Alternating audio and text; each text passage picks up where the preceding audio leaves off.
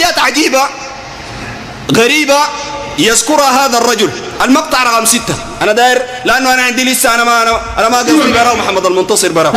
في نقاش من بعض الجهلة يقولونه هل هذا اسم من أسمائه تعالى؟ أو أوه أو أوه. أنا أقول لو جينا من ناحية الإنصاف في أوه دي مختلف فيها. قيل ما من أسمائه تعالى وده رأي عند العلماء، والرأي ثاني وهو رأي معتبر إنه من أسمائه تعالى. طيب أول مسألة قال بعض الجهلة. طيب أنت قلت هو رأي بعض العلماء وقلت رأي ده رأي بعض العلماء، يكون نحن جهلة كيف؟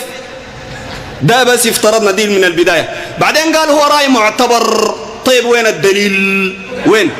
ما في دليل، ما بيبقى رأي معتبر إلا بدليل. في دليل قال وقد قال بعض العلماء منو؟ سمي. هل تستطيع أن تسمي من قال به من العلماء؟ هل تستطيع أن تذكر عالما يمكن أن يتورط في هذه الورطة؟ دي ورطة، دي ما عالم بيقول كلام زي ده.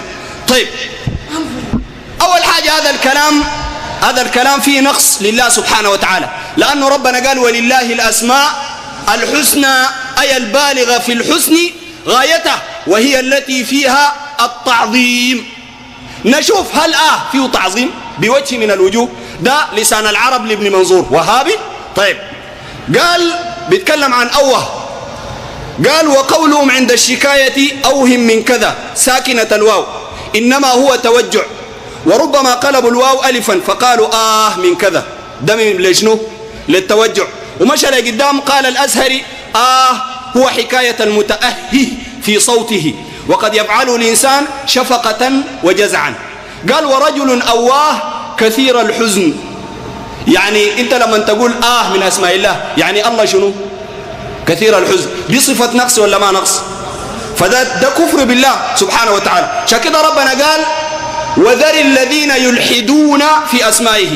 الإمام مجاهد عليه رحمة الله التابعي قال يلحدون اشتقوا اسم اللات من الله والعزى من العزيز. فهمت؟ ونحن نقول أن الصوفية اشتقوا اسم من الله، وهذا من الإلحاد في أسماء الله سبحانه وتعالى.